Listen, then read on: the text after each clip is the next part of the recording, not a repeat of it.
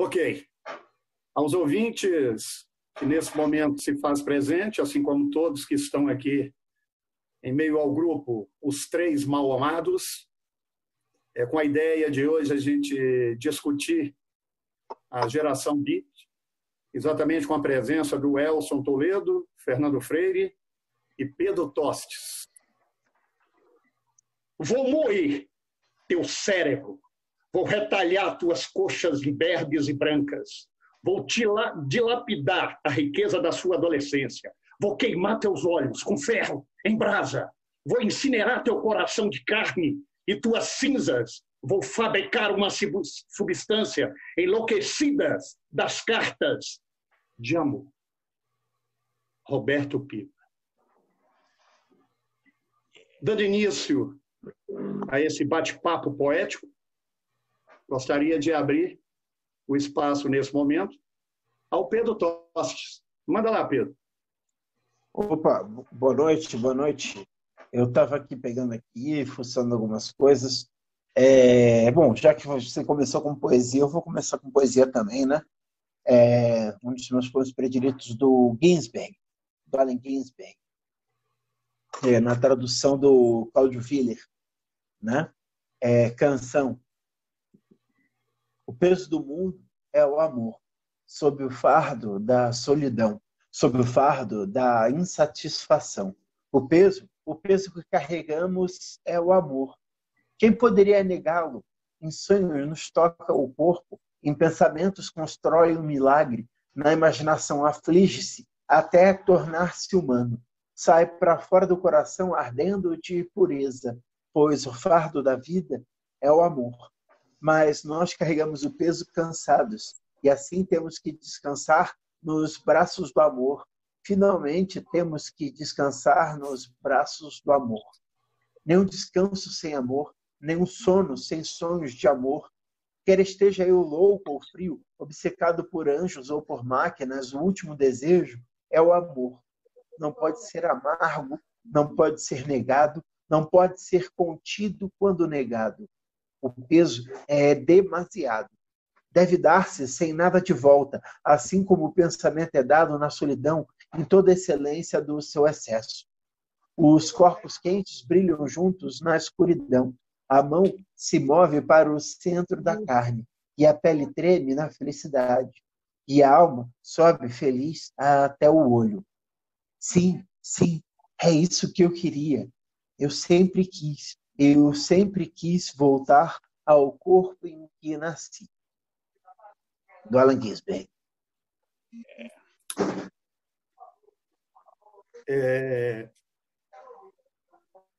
O Elson. Olá. Boa noite, meu caro. Um prazer estar aqui com você. O Elson, eu começaria com uma pergunta muito simples aqui agora. Sempre tem, ou comentado ao longo desse período, que a geração Beat chegou no Brasil através de alguns poetas, né? A gente tem como referência esse primeiro, o Piva. Agora tem outros também que integram essa geração Beat. Você poderia falar, por exemplo, quem ou que você colocaria? Sim, sim. Eu estou vendo aqui 3, né? Aqui logo de cara. Se eu colocar o Jorge Amâncio, 4, né? Porque o Fernando Freire, para mim, tem tudo a ver. Aliás, Fernando, um parêntese, Paulo Chapa, o Chapinha te mandou um abração, cara. Hoje estamos lembrando de você daquela época do CEUP, cara. Aí eu lembrei de você. Você já mandava uns poemas muito fera lá naquela época da graduação. Então, aqui tem Pedro Tostes, outro beat que eu conheço, né? Eu não esqueço o Hard Porn, Pedro, né? O Pedro aí que é uma porrada sem beat. Isso eu estou falando da agora, né? Dos contemporâneos. Mas a gente tem, sim, uma gama de poetas que beberam e ainda bebem na influência do beat, que você pode pegar do Chacal, que ele deixa isso muito explícito até nos seus livros, né? Quando ele foi para os Estados Unidos, quando ele pôde assistir Allen Ginsberg declamando num parque, né, ao vivo, ali de cara a cara, ele pirou, né? Ele pirou e falou, é isso que eu quero para mim, né? Ele tinha saído do Brasil, ido experimentar umas coisas fora daqui. Então tem isso, tem você pode pegar como a gente já falou do Cláudio Willer, mas tem o Roberto Piva, que para mim é outro, né? Muito forte, muito foda. E agora, eu poderia citar vários aqui, mas eu quero fazer uma citação com um poeta, que eu escrevi até um artigo sobre ele, bem interessante, que conversa com os beats e talvez as pessoas não percebam, que é o Jorge de Lima. Jorge de Lima, lá no modernismo, naquelas colagens que ele já fazia, já tinha muita coisa. E eu lendo o livro do Cláudio Willer, né, aquela da geração beat, o misticismo, né, quando ele fala, eu fui pegar muito isso com Jorge de Lima, tem muito a ver. As mesmas influências ali no Rimbaud, nos poetas, né, que trabalhavam muito a coisa mística sem ser teológico, né? Como o próprio Willer fala, né? Quando você procura um misticismo numa coisa, você está sendo um rebelde religioso. Então, isso tem muito a ver nesses poetas aqui. Eu poderia ficar descrevendo vários, mas esses são os que me marcam muito. Né?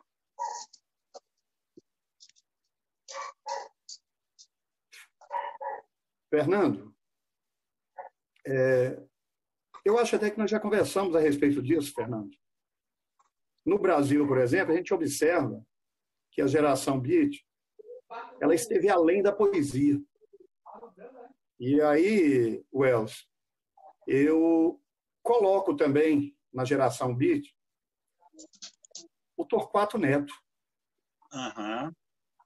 que eu acho que também bebe dessa fonte. Só que a geração beat, diferente da norte-americana, no Brasil, ela esteve além da poesia, não é, Fernando? Sim, sim. Na verdade, né, eu acho... Boa noite, né, pessoal, primeiramente. Se nós formos pegar bem o X da questão da geração beat, a rebeldia, né? Daqui a pouco a gente vai ver a questão histórica, a rebeldia. E a gente pode trabalhar até que o próprio movimento tropicalista, você tem elementos que podem ser ligados ao movimento, à geração beat. Eu, como professor de história, né, eu tenho aquela mania de querer dar uma fundamentação histórica a tudo. Né? E dentro da geração beat não é diferente. A gente não pode esquecer, né, que dentro do surgimento eu costumo usar a expressão movimento, mas dentro do surgimento histórico de figuras como Kerouac, como Ginsberg, como Bubu, né, que surgem lá por volta do final da década de 40 e início da década de 50, essas figuras são basicamente herdeiros da grande desolação que tinha se abatido sobre os Estados Unidos e a Europa no final da Segunda Guerra Mundial. Né? A gente lembra aí daquela frase do Adorno, de que após Auschwitz, escrever um poema era um ato bárbaro. Né? Então, essa geração, essa juventude norte-americana da qual eles eram representantes, né? Você pode ver basicamente como expressando um desalento, uma desilusão diante do mundo que eles tinham diante deles. E isso aí vai se expressar basicamente, né, nos versos, na literatura de Ginsberg, Kerouac, do Burroughs. Tanto é que, ao longo do tempo, ao longo do desenvolvimento do trabalho deles, você vai observar que se funde poesia com comportamento. Né? Eu estou lembrando aqui que o meu primeiro contato com a literatura beat foi um livrinho que o Jorge me emprestou em 86, e o primeiro poema que eu li foi Casa Natal Revisitada, do Gregory Corso. Né? E a partir desse momento eu comecei a perceber o seguinte: uma das principais características dos beats era justamente a fusão de vida com poesia, né? Bem ao modelo de Rimbaud. Então, você vê nos beats uma total digamos assim, sublevação contra o estilo de vida norte-americano, contra o American Way of Life da década de 40, 50, contra o consumismo, contra o macartismo, ou seja, contra valores tradicionais que oprimiam a juventude naquela época. Muito bem, Fernando. Eu, inclusive, acrescentaria aí, na música, né, a questão do próprio Jorge Maltner, né? Sim, sim. Que se faz representar. Para a próxima pergunta, e aí o Pedro Toste pode até Jorge falar a tá sem respeito, áudio. eu vou declamar. Um instantinho só, meu amigo Josafá. Registrar a presença aqui, ó. Tá o Ariel tá aqui. Marli e o nosso amigo Soter. Já estão aqui com mais pessoas nos assistindo aqui. Que bom, Ariel. Seja bem-vindo, Marli. Grande Soter. Esse é um beat serratense, o Soter. Esse aí é um poeta, nasceu mais velho que Raul Seixas. Ele nasceu há 10.500 anos atrás. Beleza. E vamos participando, gente. O espaço aqui também é democrático, né, para essa iniciativa. Para a próxima pergunta, Pedro, eu vou primeiro fazer uma declamação do Stephen Scooby, né, que é um relato de tributo ao Allen. Uma mulher na plateia pergunta: por que tem tão poucas mulheres nessa mesa redonda? Por que tem tão poucas mulheres na propagação da semana? Por que tinha tão poucas mulheres entre os escritores beat? E Gregor, Corso, ficando de repente completamente sério, se inclina para a frente e diz: tinha mulheres, sim, eu conheci elas. São famílias. Puseram elas em hospícios, foram parar no eletrochoque.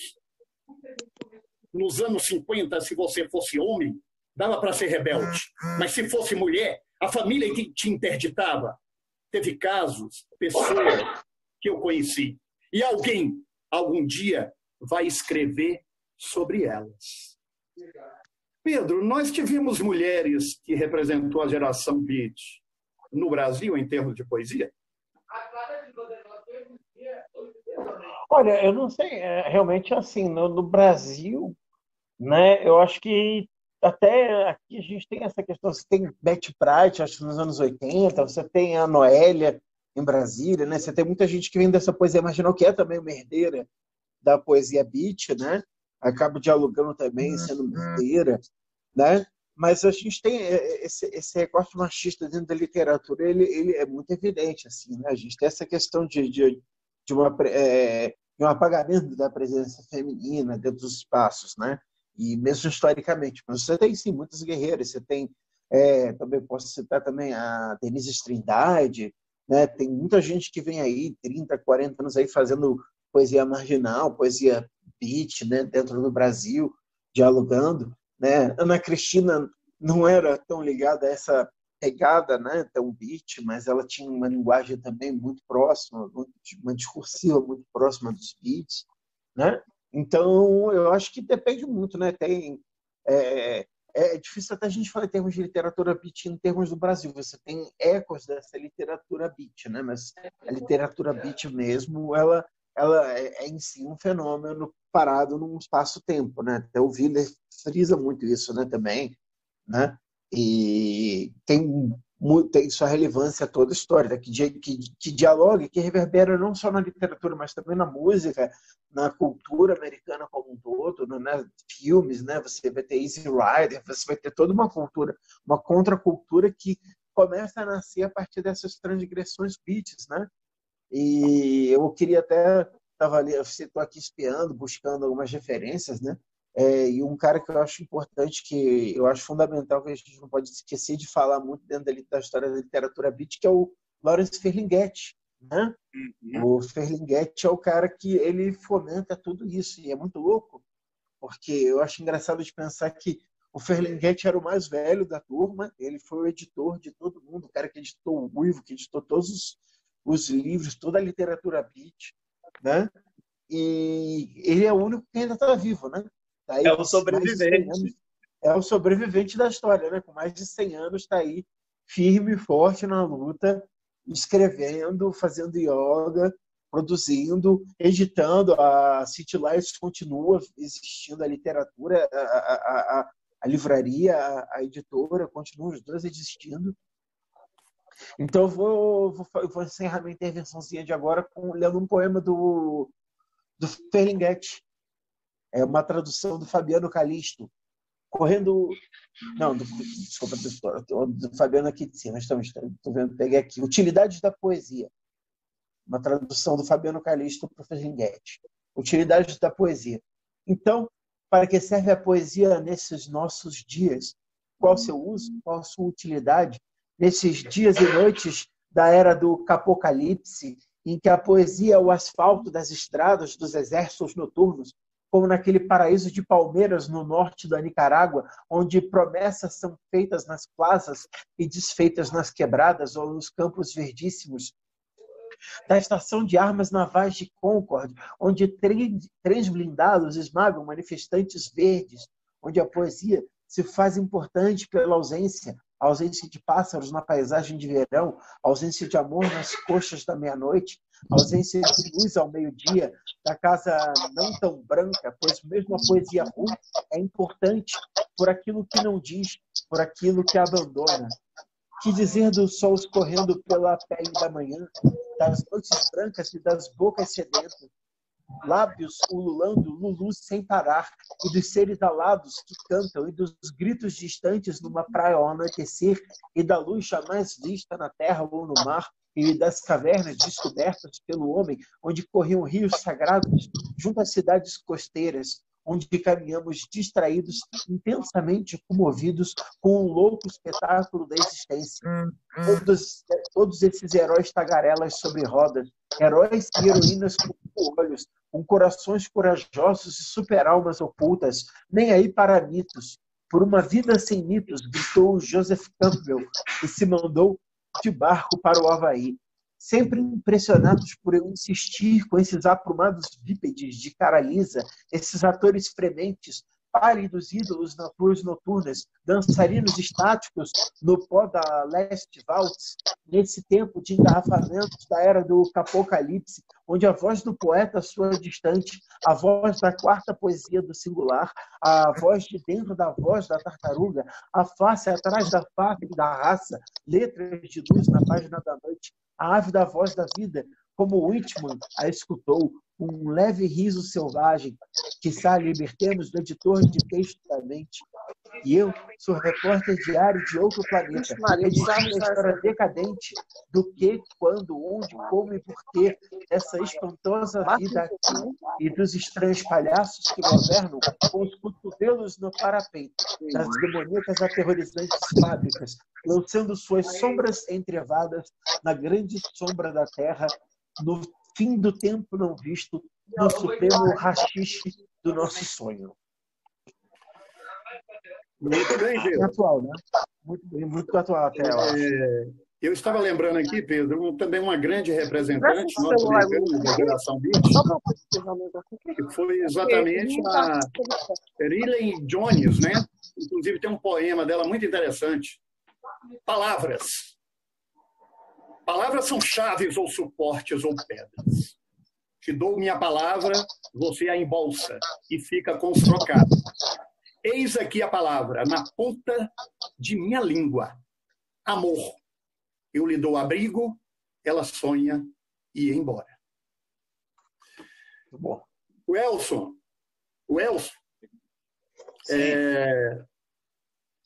faça uma viagemzinha aí com relação, qual a relação, vamos chamar assim, da poesia marginal e a contracultura em relação à geração beat? Porque isso é interessante, né? Isso parece... Assim, quando a gente bate a cara, a gente já vê alguma coisa, né? Mas é legal perceber, e eu gosto de falar muito isso, primeiro porque tanto a geração beat como o movimento da poesia marginal era feito por pessoas que buscavam muita coisa, mas também estudavam. Porque tem uma lenda, um mito também, que coloca que não, essa galera era muito doida, era muito porra louca, escrevia, né, aquela velha história que o Kerouac escrevia num rolo de papel higiênico, e depois fala, não, ele fez um livro num rolo de telex, e era só na doideira, experimentação de drogas e sexo. Puxa, quisera eu que fosse só isso, né? Mas tinha também, né, estudo, leitura, a mesma coisa com os poetas marginais. Você vai pegar essa galera, Charles, Chacal, Cacaso, né? Chico Alvim, se for colocado como marginal, né, o príncipe dos poetas, né, se for colocado, essas pessoas liam, buscavam, do jeito delas. Quando eu falo que elas estudavam, não quer dizer que elas estavam na academia. Isso não precisa. Mas que elas buscavam também muito. O exemplo é o próprio Corso, né? Que aliás, o Corso, para quem não sabe, ele fez o prefácio do meu novo livro, do meu mais recente livro aqui, fazer o jabá, né? Esse livro que eu lancei em dezembro, o prefácio é escrito pelo Gregory Corso. Então, o Corso mesmo, ele nos momentos dele de internato, de prisão, o lugar que ele mais frequentava, que ele saía para respirar, era a biblioteca. E aí ele lia muito lá, lia muito, pesquisava, e quando saiu também. Então, eu acho que a relação é muito, muito essa. Assim. São pessoas que estavam num tempo barra pesadíssima, né, muito parecido com o que a gente vive hoje. São pessoas que estavam buscando, né, e são pessoas que estavam abertas. Isso é legal. Então, o terreno era bem propício. Não que a gente vai imitar isso, né? Porque tem outra falácia também, falar, que bom, né? A gente está vivendo um momento barra pesada de fascismo, sabe, triste, de perseguição à arte.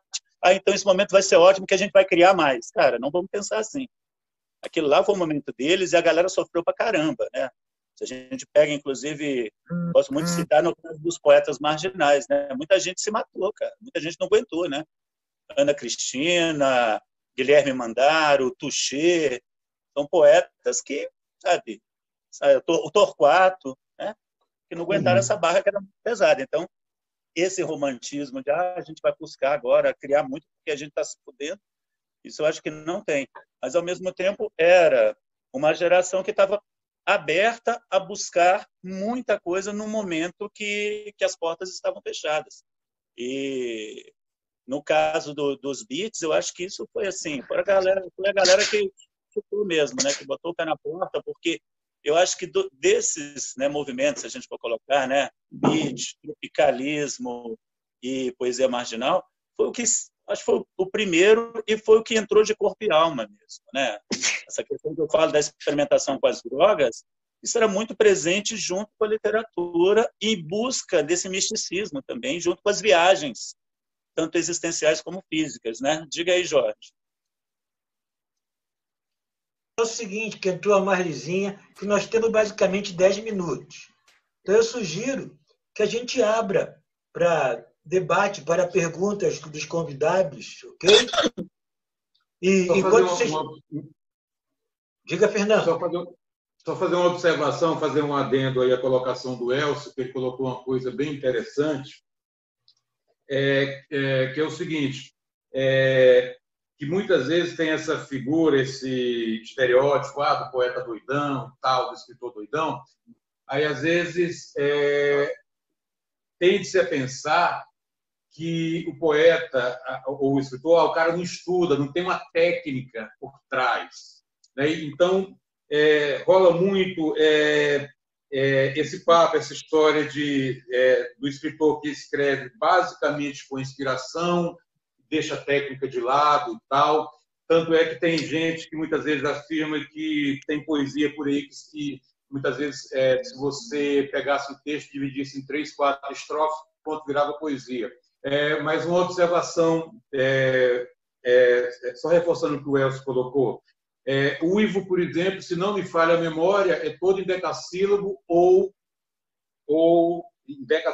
dodecassílabo, né? Apesar de ter uma linguagem, uma oralidade forte pra caramba. Ou seja, então, vê-se aí, né, tem todo um trabalho. Ou seja, não é a arte pela arte, né? E também lembrei aqui de um outro detalhe, Elcio.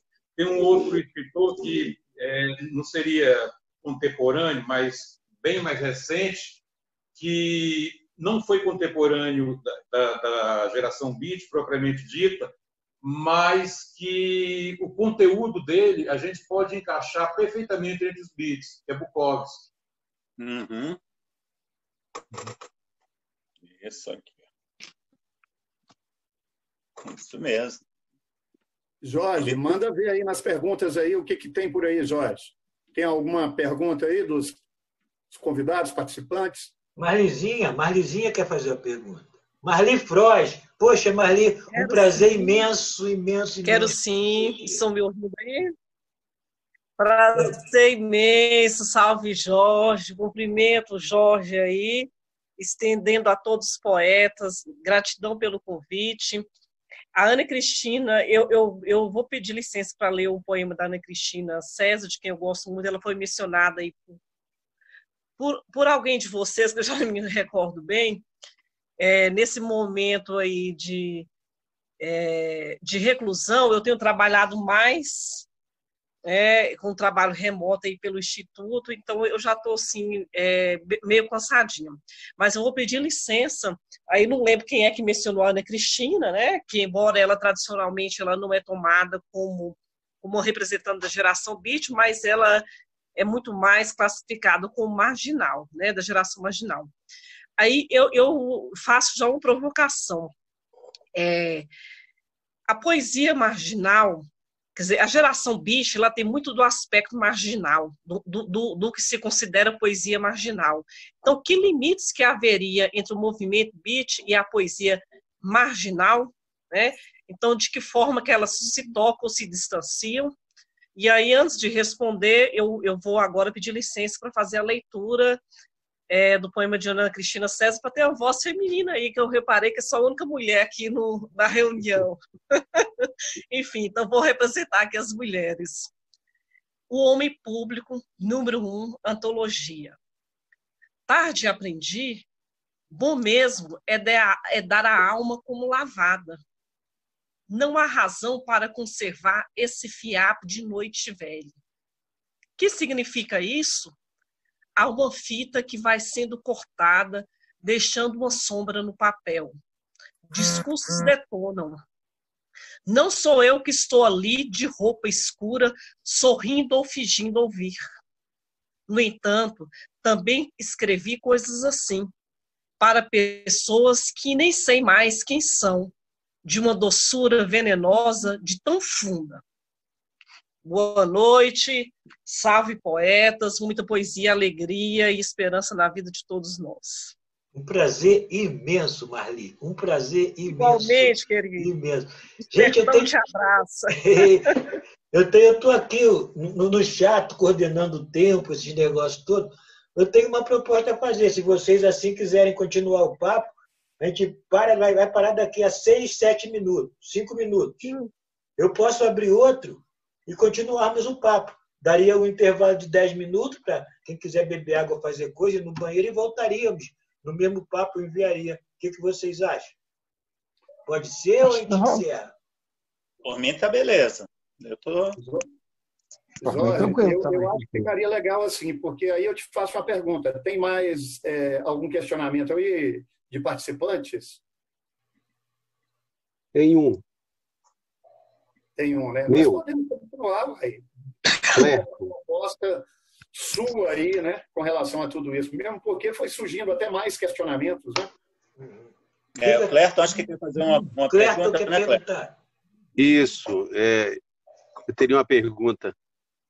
Primeiro, agradecer a possibilidade de participar desse encontro, muito enriquecedor nesses momentos de isolamento, né?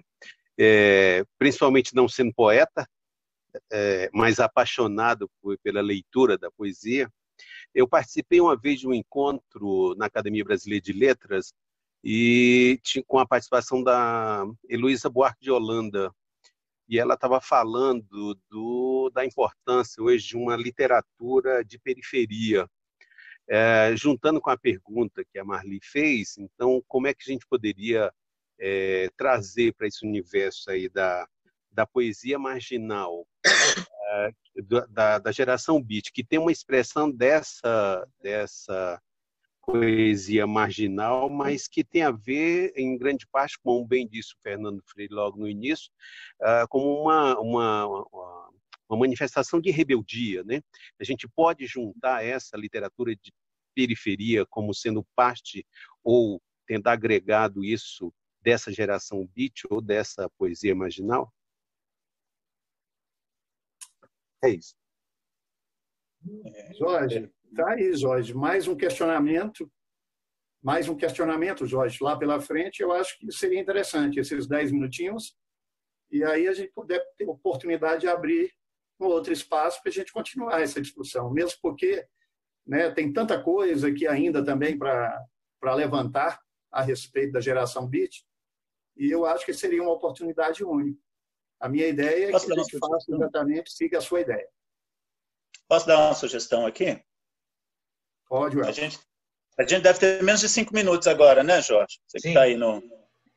Então, a minha sugestão é que, assim, se a gente puder cada um ler um poema curto, só para terminar esse momento, Fernando, Pedro, que eu estou a fim de ouvir, e eu, e aí a gente abre no próximo, porque essa pergunta do Clerton aí é punk, é bem interessante, parece simples, mas não é não.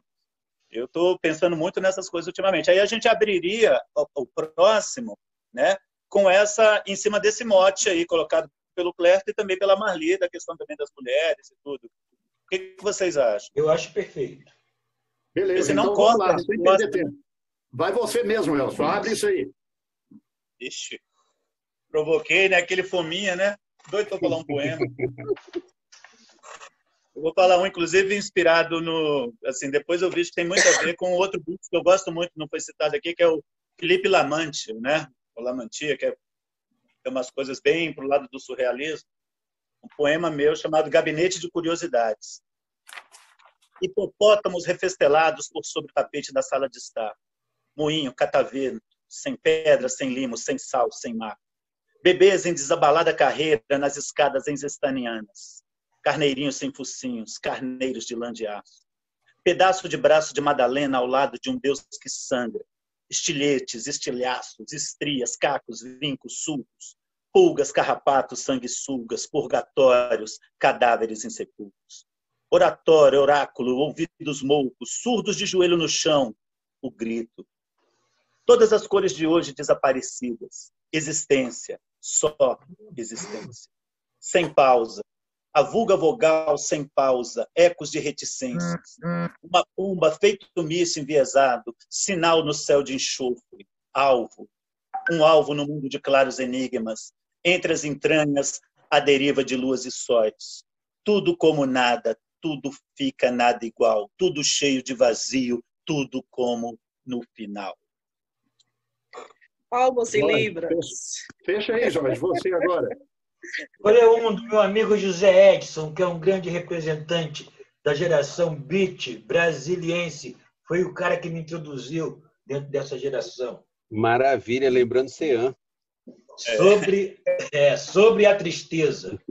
A tristeza é uma princesa cega que perdeu o sentido da certeza de haver poesia no dia. A triste princesa nega a possibilidade de...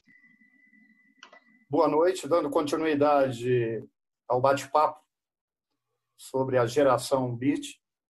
Eu sou o Josafá e temos aqui alguns convidados, o Elcio, Fernando Freire, Jorge Amâncio, Pedro, Clerton e agora a Noélia Ribeiro, que também está por aí.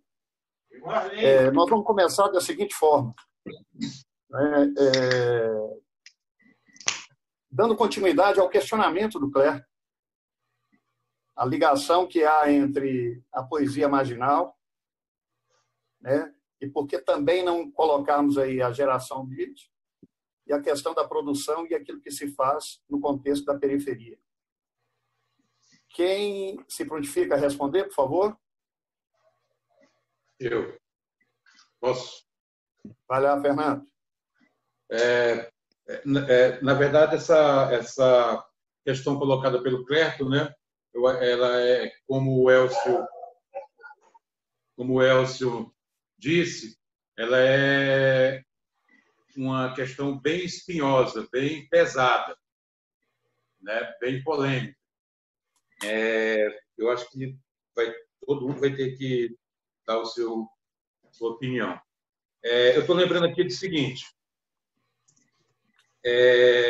o André Gide disse uma vez, eu sempre gosto de citar essa frase para exemplificar que a arte pela arte, aquela noção de arte pela arte não faz sentido. Que a arte, ela só tem sentido, isso a meu ver, a partir do momento que ela funciona como uma expressão do que existe de mais humano no homem. O André Gide costumava dizer o seguinte, ou escreveu, a arte começa quando viver não é suficiente para exprimir a vida. Né? Estou lembrando aqui também de um show do Criolo, do rapper Criolo, que todo mundo conhece, quando naquele clipe daquela música de Lion Man, ele fala: música é um ato político. Né? Por que eu estou falando isso? Porque quando se fala em literatura na periferia, quando o Clepton falou ali, perguntou, evidentemente a gente tem que lembrar do contexto social da periferia, né? E a gente tem que lembrar que a poesia que se fizer na periferia, ela vai estar ligada à realidade social daquela comunidade. Tanto é assim que hoje a gente já tem trabalhos realizados em periferia, como a Cooper Rifa, se não me engano, em São Paulo, né? Acho que é ligado ao Sérgio Vaz, né, Noelia? Se não me falha a memória. Temos trabalhos realizados também pelo Ferrez, lá em São Paulo, não me falha a memória. Né? E são trabalhos importantíssimos e interessantíssimos, porque durante muito tempo literatura no Brasil ela foi e ainda continua a ser excludente, né? A poesia especificamente ela é duplamente excludente pelo preço dos livros, certo? Pelo pouco acesso que um estudante de escola pública tem à literatura, faz com que não tenha muito acesso. Então, Clerco, essa questão da poesia, da literatura e até a periferia, seja a periferia de Brasília, seja a periferia de São Paulo, Rio de Janeiro, ou qualquer região do Brasil, ela é importantíssima. Né? E a gente assiste isso hoje com a proliferação de saraus. Aqui em Brasília tem muito. Né? Hoje você tem sarau Samambaia, Santa Maria, Gama, Ceilândia e por aí vai. Maravilha. Eu queria só acrescentar Paulo Chapa, também registrando a entrada. Paulo Chapa, seja bem-vindo, Paulo Chapa. Fala, Chapa. É isso aí, Jorge. Chapacov. Eu queria acrescentar aqui uma outra questão do Clerto e do Fernando Freire, que a geração Beat não deixa de ser, de certa forma, um grito de rebeldia, né? Social, cultural, enfim, por este caminho. Só que ela se manifesta mais na questão do ato criativo. Então, se você pensar bem na questão da a expressão livre, você vê também que a própria geração Beat tem uma diferença muito grande, que ela está muito mais ligada à questão do jazz do que qualquer outro tipo de música. E quando se coloca a questão da periferia, eu queria colocar o seguinte: não há dúvida de que a questão do marginal, assim por dizer, é entender que a periferia está à margem. Ela está à margem. Então, qualquer inserção dela no contexto de que se vive, não há dúvida que é uma questão de grito, também de rebeldia. Mas eu não diria de produção, eu diria de espaço e divulgação. Mas voltando a essa outra questão, eu até fiz essa colocação aí, né, que a geração Beat está muito ligada à questão do jazz, diferentemente de outros movimentos, né, literários. como até mesmo a questão da poesia marginal, né? A questão também da contracultura, essa questão toda. Então, existe essa diferença. Mas o que eu queria entender nisso tudo, até por uma questão poética, a geração beat, na realidade, ela está procurando, quando se lançou, uma saída ou uma entrada? Por favor, quem poderia prontificar? Como diria o Kerouac, né? Cada um tem a sua estrada, né? Você tem que buscar a sua estrada, né? Eu acho que eles estavam, né, buscando o caminho deles, né? Buscando a estrada deles no momento que eles não se achavam em nada. O único lugar que eles se encontravam mesmo, que eles se achavam, era na estrada, nos vagões de trem ou nos guetos, nos buracos onde rolavam os jazz. Que hoje o jazz é uma coisa linda, de elite. Mas naquela época, isso a gente tem que contextualizar, né? A gente está falando em década de 40. A gente está falando de uma negritude ali totalmente ainda alijada, começando a participar de alguns movimentos culturais, e o jazz ele é essa cara. Então é bem legal também perceber isso, né? Assim, que a poesia marginal ligada ao jazz, porque está ligada aos negros, que não é só ligada ao jazz, está ligada aos negros, que está ligada exatamente a um grupo, a um segmento naquela época e hoje ainda, né, muito marginalizado. Então, assim, eu acho que estava buscando, claro, ó, como eu tinha falado até antes, né? Eu acho que são os primeiros a buscarem uma saída. Talvez, Josafá, o que a gente está falando aqui, até como intertextualidade, né? A própria Tropicália, a poesia marginal, talvez até esses estejam buscando uma entrada, né? E já tem alguma coisa pronta, eles querem beber dessa fonte e colocar, o que é legítimo. Mas naquela hora, naquele momento, acho que da poesia mesmo, beat, da geração, eles estavam procurando uma saída para a merda em que eles viviam. Porque é legal contextualizar. Uma outra coisa, né? Eu já até falei nisso, mas a gente pega esses movimentos que eu particularmente gosto, adoro, eu falo, poxa, eu queria viver naquela época. Acho que todo mundo falou isso, né? Poxa, eu queria ter vivido naquela época. Aí você vai ouvir depoimentos das pessoas que viveram naquela época. Aquela época era uma merda, era ruim pra caramba, e eles não estavam felizes naquela época. Tanto no momento, né, pegando esses três, da geração beat, da própria Tropicália, né, que é um momento muito festivo, um movimento muito festivo, mas a galera também estava buscando alguma coisa. E na década de 70, aqui no Brasil, na geração beat, né, hoje é lindo, mas era essa saída para alguma coisa que estava sufocando esse pessoal, né? Eles queriam uma saída, e também a questão do sujeito, eles queriam começar a mostrar também. Falou, porra, eu também quero mostrar. A sacada do Ferlinghetti de montar, só para finalizar, a sacada do Ferlinghetti de montar uma editora é exatamente isso, a questão também da autogestão. Vamos começar a se organizar. Aí sim, isso é uma coisa muito próxima do que eu vejo hoje, né? Se a gente pega aqui a Avá, Semin, do Soter, as editoras lá de São Paulo, a Malê, as pessoas se organizando, falando, cara, eu tenho que tomar conta do meio, todo o meio de produção da minha arte. Então, isso começou lá também, nessa busca de uma saída, né?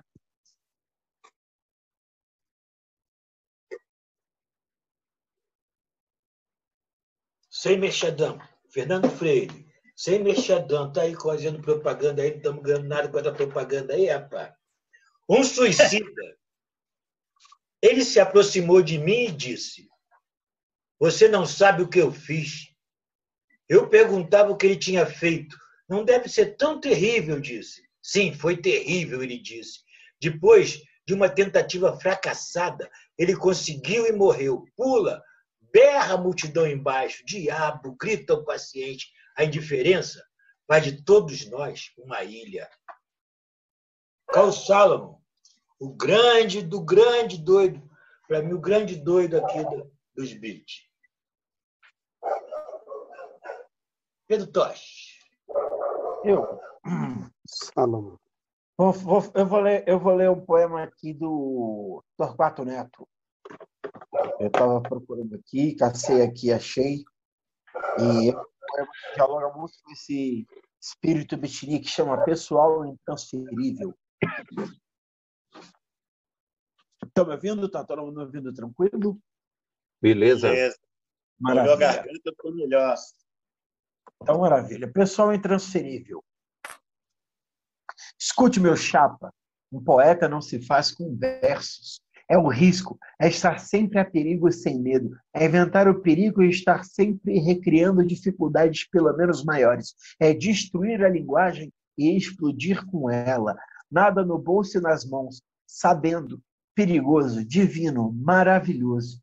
Poetar é simples como 2 e 2 são 4, sei que a vida vale a pena, etc.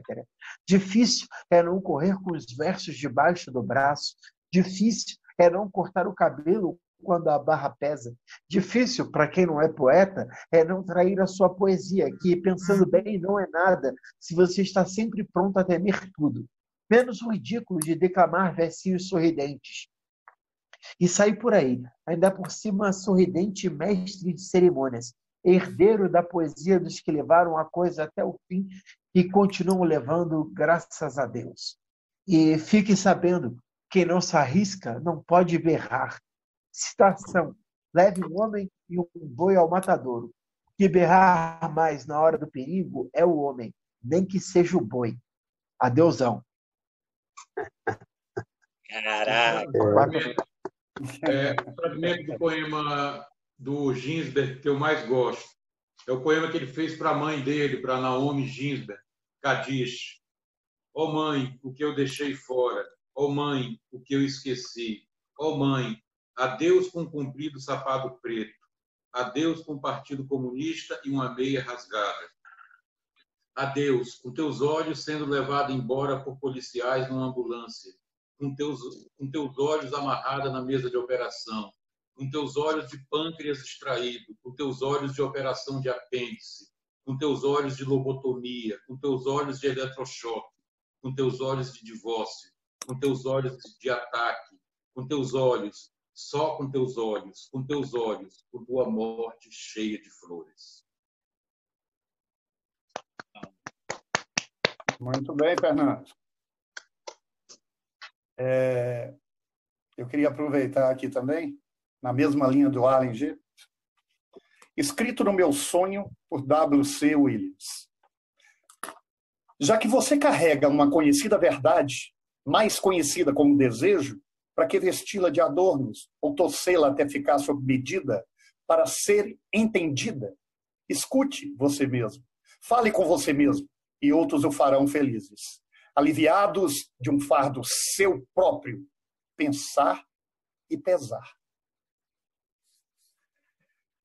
Dando continuidade aí, eu queria fazer um outro questionamento. Não sei se o Elcio, enfim, ou os demais pudesse, de certa forma, colocar aí no âmbito da resposta. Analisando bem a questão da geração beat, será que nós conseguimos ver uma relação muito próxima do Paulo Leminski com a geração beat? Que maravilha. Eu ia perguntar isso. Leminski.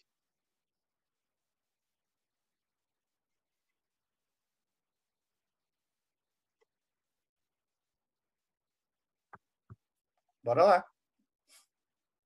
Esse silêncio. É o Jorge que vai se aventurar?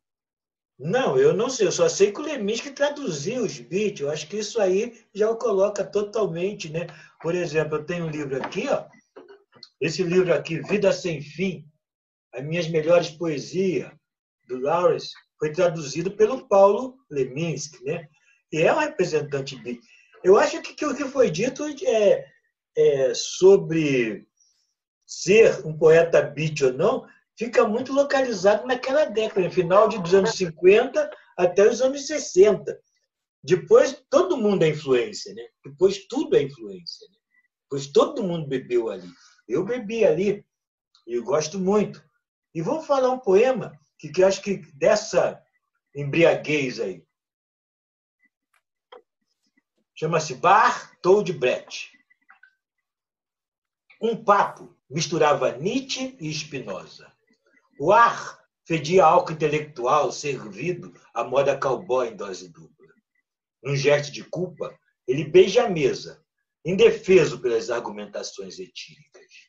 Enquanto a saudade, na mesa do lado, com um laço de fita vermelho no cabelo, tomando um gin tônica, entro na tônica da palavra, transmito verbetes pré-fabricados como cartas kafkanianas rondando os castelos de papéis.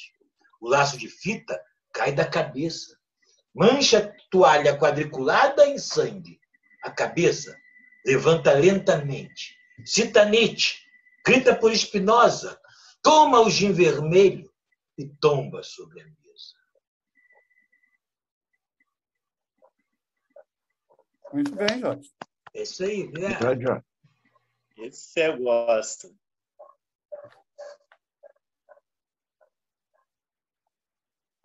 Deixa eu ler um poema também. Deixa eu pegar um clássico aqui, para não dizer que não falei de flores, né? O Uivo, um trecho, né? Para mim é a cara, né? O cartão de visita da geração Beat. Esse é só um trechinho da Allen Ginsberg.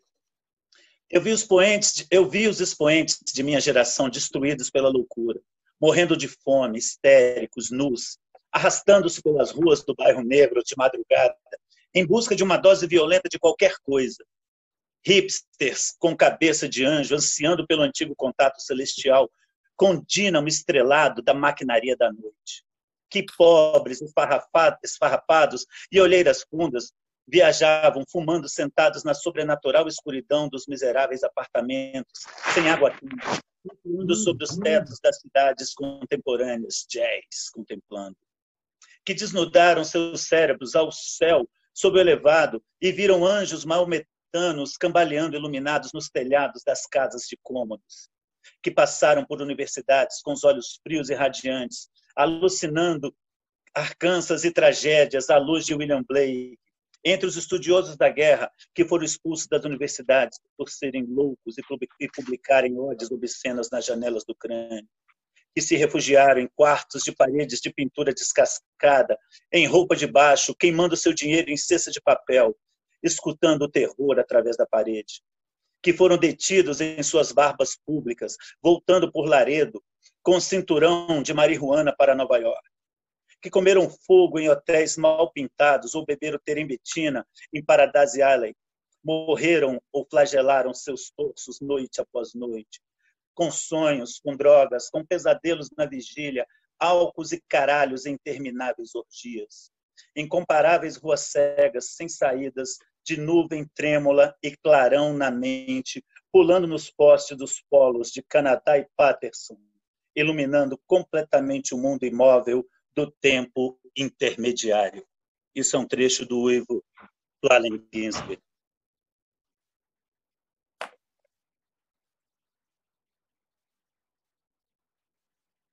Jorge, eu encontrei aqui um questionamento muito interessante, aqui, ainda falando sobre a geração Beat. Recebi aqui, através do WhatsApp, aqui, um questionamento muito interessante. Nós sabemos que a geração Beat, ela tinha necessidade, ela tinha fome, ela tinha tara, se assim pudéssemos dizer, sobre a questão da produção incessante e desenfreada.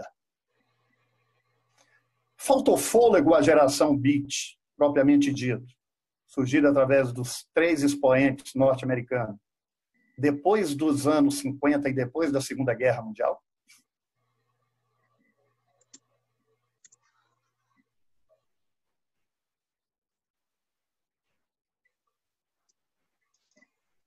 Quem quiser que responda.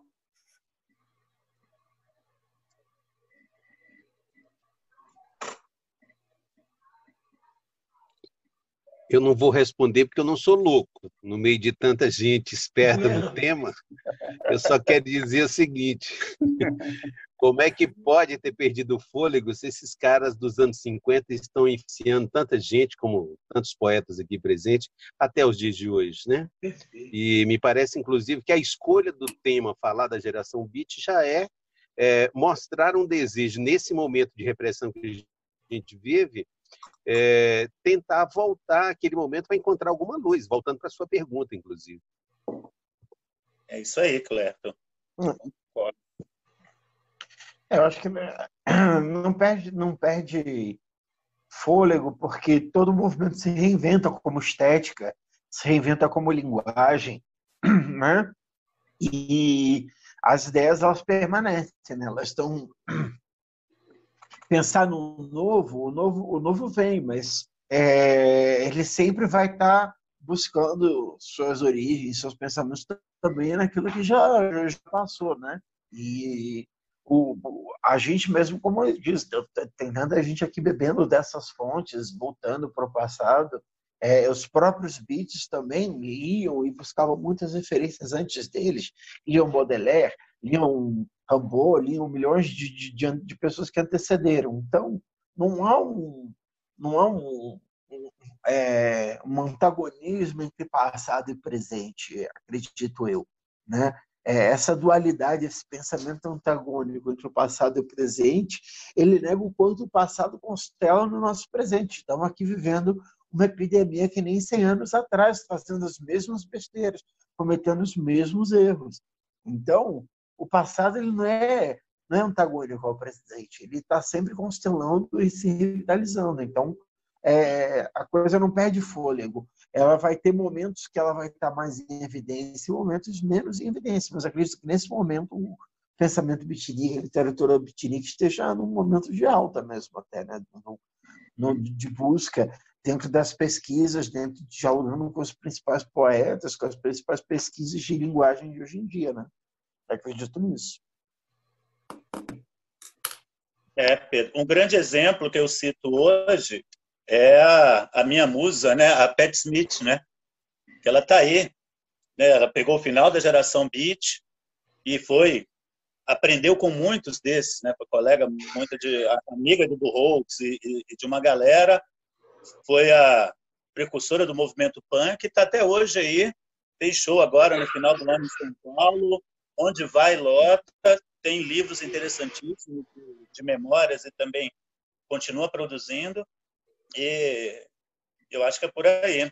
É muito estranho essa coisa, né? Geralmente, quando rola nos filmes, nos documentários, né? Sempre o final do filme parece aquele ocaso, né? Parece aquela decadência, né? Que acabou e virou uma coisa muito baixa, muito down. Eu acho que não é isso. A gente está reforçando o que o Pedro falou. Eu acho que está muito forte, muito presente a geração Beat nos tempos de hoje. Ficou. Faltam 10 minutos. Faltam 10 minutos. Só concluindo, né? Quem não bebeu no passado não vai morrer de porre no futuro. Isso é com certeza. Só reforçando o que o Pedro colocou, né? Quando ele coloca que não existe essa dualidade passado-presente, né, que é tudo como se fosse um contínuo, né, só lembrando, né, que a gente encontra no On the Road do Kerouac um elemento que está sempre presente na literatura americana, que é o oeste e a estrada, né? O elemento a estrada e o oeste estão presentes em dois romances importantes da literatura americana, dois autores importantes, que é o John Steinbeck e o Jack London, né? Então, tem autores, acho que semana passada mesmo eu estava vendo um artigo aí, eu não lembro qual, que o cara coloca que em On the Road, o Jack Kerouac, ele renova esse elemento que está sempre presente na literatura americana, que é a estrada.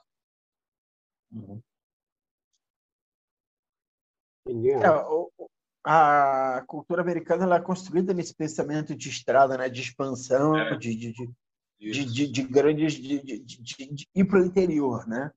Que aqui no Brasil a gente ficou muito litoral. Eles são muito essa coisa de atravessar, de colonizar, né? Esse espírito de colonização, né? Isso é bem presente neles. Noélia está aqui, ela não vai ler um poema não pra gente, Noélia? Você está aí quietinha, calada? Canta aí, Nonô. Nonô, lê pra gente um poema. Ô, Elcio, eu fiz uma pergunta para você nem me respondeu. Eu não vi, não. Eu fiz no privado, perguntei se caberia eu falar aquele poema que eu fiz para o Bukowski. Sim. Claro! Na hora. Claro. Não tem que perguntar, não, já tem que porque eu não mandar. Não, mas eu pergunto. É porque eu não estou com o livro aqui do Bukowski, que eu fiz em cima de um poema dele, que se não me engano, se chama Tumba, ou Na Tumba, alguma coisa assim. E aí eu fiz para ele. Eu impliquei com o Bukowski muito tempo, sabe? Achava um chato, machista e tal. Mas aí depois acho que eu fiz as pazes com ele. E aí eu fiz um poema para ele. Vou falar, então. Vou falar, então, tá? Se chama... Posso falar? Fala. Se chama Todos na Tumba, para Charles Bukowski. Charles, ninguém se importa com você. Seu poema não importa. Nem a lama nos sapatos do jovem que acaba de fugir de casa e tem nas mãos um pássaro com a perna quebrada. Observo da janela da sala. Ninguém se importa com eles. Você não sabia? Você não se lembrava? A cerveja que busco na geladeira, derramo-a em 2 copos e, solitária, brindo ao amor. Que importa se os transeuntes deixaram os olhos em casa? Pro Bukowski. Eu estava falando que era... Eu estava perguntando intuição, se era... tá? Estava perguntando se era aniversário dele, mas não é. Foi em março. 9 de março, aniversário de morte, né? Morreu em 94. Bukowski. Não, eu só confundi porque eu tinha lido um texto sobre isso. Desculpe. Gente, nós estamos acabando. Eu achei fabuloso, mas o tempo passa muito rápido. Marizinha, você quer falar um poema rapidinho para o nosso amigo Josafá encerrar? Sim. E o Paulo Chapa também, que não falou. Né? É o né? filósofo se manifestar aí, pô. É. Os filósofos têm que falar. Aliás, eu achei esse filósofo com cara de poeta, né?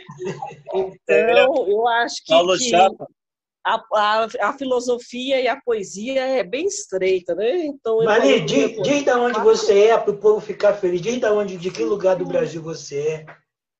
Eu sou de Montes Claros, norte de Minas. A Geraizeira, né? Que tem o pessoal que é da Minas e eu sou do Gerais. Vamos com o nosso tempo está acabando. Nesse momento, eu estou morando em Diamantina. Sou professora do Instituto Federal de Educação. Tem fazendo um ano que eu sou na cidade. Diamantina. Recém-chegada.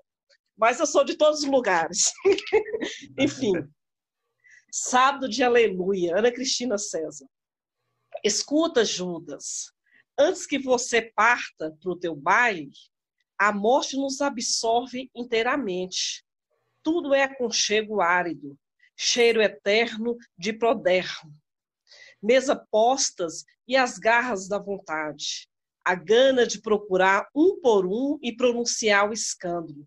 Falar sem ser ouvida. Desfraldar pendengas. Te desejo. Indiferença fanática ao ainda não. Abraço a todos. O Chapa botou o livro lá da Ana Cristina César. Poética. Valeu, Marli. Jorge,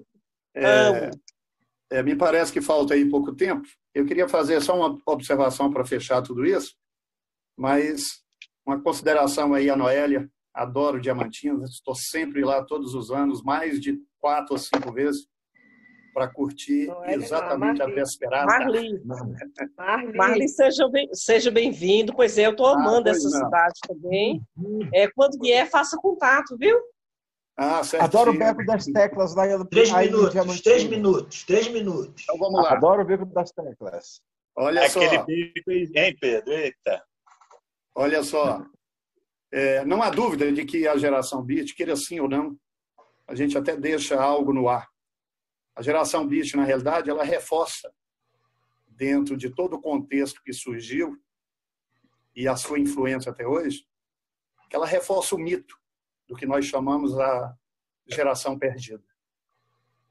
E para fechar isso ainda com tempo, esse poema é curto mesmo que eu vou falar, é meu. Mentira de muro é tijolo e concreto, como mentira de bala é outro alvo. Mas verdade de poesia, urubu come e cospe fora. A gente come e engole.